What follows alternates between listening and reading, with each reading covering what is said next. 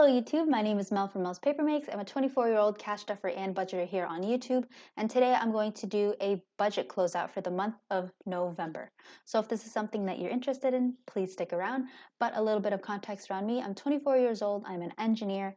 I made $4,850 for the month of November. In the beginning of the month, I went through my numbers, and today I will be going over what I actually put into those amounts or actually spent from. But this is where we left off. But if you are a cash stuffing channel, we're going to restart.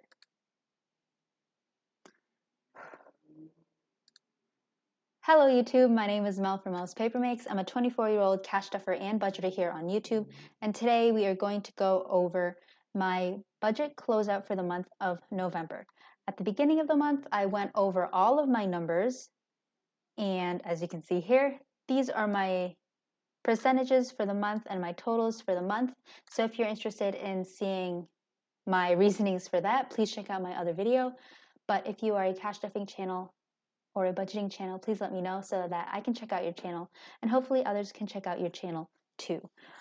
I budget on Google Sheets, and I do like to cash stuff every single week.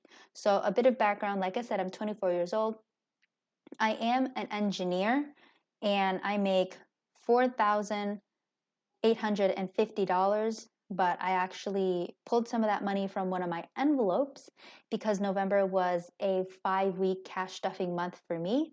And I determined that based on the number of Saturdays because I go grocery shopping on Saturdays. So that's how I figured out November was a 5-week cash stuffing month.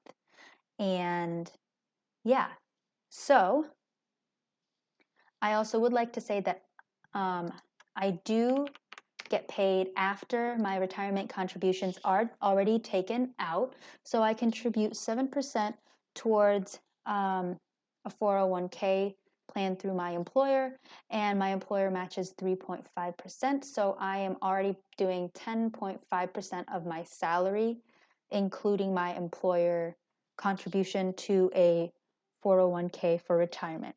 But some of my goals are to get rid of this car loan and to contribute to a retirement and build good money habits, but also to enjoy the income that I make because I think I work pretty hard for it. So I would like to enjoy that money that I made. This is a little Smeeski.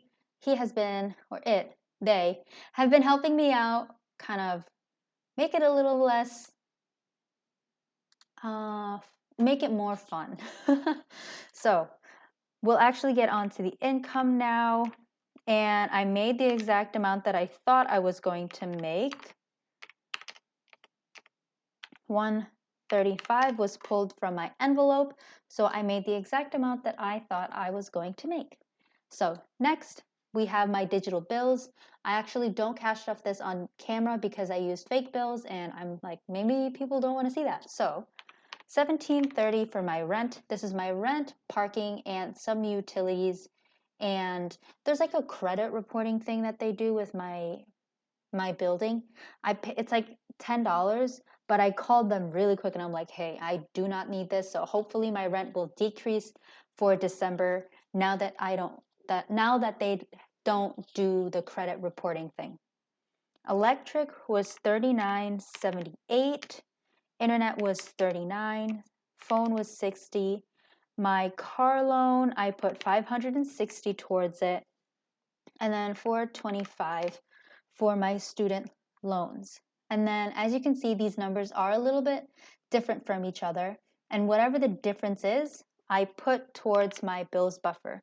The difference is $11, so I put $11 towards my bills buffer. Oh, totally forgot. I do a monthly savings challenge, and for November that amount was $28, and I put that towards my car loan. Again, this is one of my top goals, so I am working to just really try and get that down. So $588 actually went towards my car loan. I named her Claudia. She is a 10-year-old Toyota Corolla, and she has been doing really well for me. So Now we can go on to my daily cash, and you can see that the donut has started taking form. Okay, or I guess it already has taken form. It's starting to gain some fun colors on it. So daily cash, I'm just going to go over the totals, was 185. And I'll go over the numbers verbally through the weeks. 2622 for the first week, then 4106, 4913, 3914, 2884 is the amounts that I spent for groceries. For gas, I don't do a lot of commuting during the week, but at the end of the month was Thanksgiving, and I went to my parents' house twice, or drove down to my parents' house twice. So the last week I definitely spent a lot, but the first week was $10.22, then $5.86, then $9.43, $8.28, and then $30.53, which brings us to the total of $64.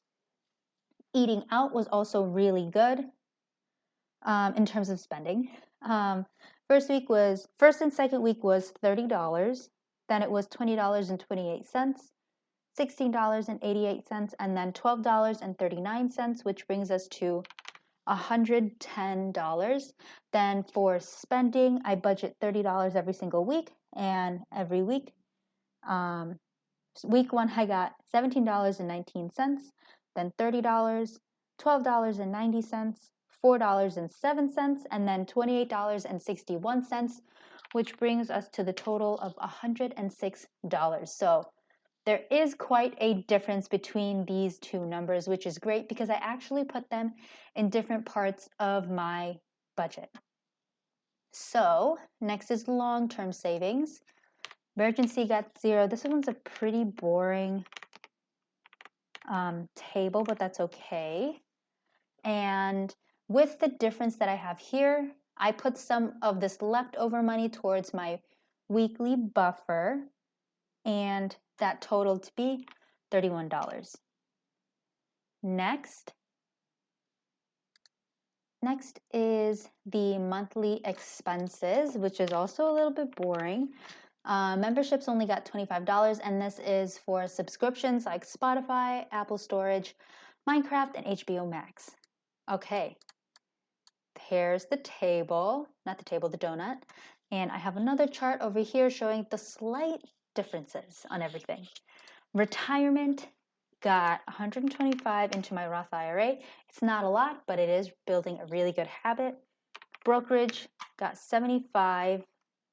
And for my short term, sinking funds got the full $435, but with the difference in my daily cash, I was able to put $115 extra towards it. My car, Claudia, got $250. My friend's wedding got the $100, and everything else got 0 except for challenges, which got $65. And I have $0 left to budget, so that means that all of my money was assigned a job. So this is what my pie chart looks like.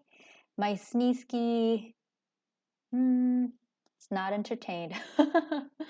But that is what my numbers look like. Let's look at the summary percent table. Very slight differences in everything, but yeah, very slight differences. But that is okay. Now we are going to slide on over to my sinking funds table. So on the 5th week, I'm going to write down how much the numbers that I ended with my sinking funds. But I fully funded my Christmas category, and then I started taking away from my Christmas category. So you will see this number go lower than what it was, but I did hit my goal of $700 during the month of November. But to start, my apartment had 150, my partner fund had 50, 111 for bulk food. Christmas did hit its 700, but then it is now at 515. Clothes is at 120. Dates is at 35. Family is at 50. Gifts is at 140. Hobbies is actually at 100. Household is at 70. Mel's Paper Makes, my Etsy shop, has, not 100, 70. Raise Tickets has 100. Spending has 155. And Toiletries has $25. So as you can see, my numbers did go down, but that's to be expected purely because I spent a lot in my Christmas envelope. So there is that. You can see I do quite of my spending in dates and family and household and toiletries. But it's not fully representative of what I spent purely because I do put some money into these categories, and this is just the difference after everything. So now my November is officially closed out, and now I am ready for December. If you're interested in seeing that video, please, I don't know where to put my little guy. Please check that out if you are interested. And I hope everyone's November closeout went pretty well. Is everyone starting to work on their goals? I know I am, but thank you so much for watching this video, and I will see you in the next one. Bye!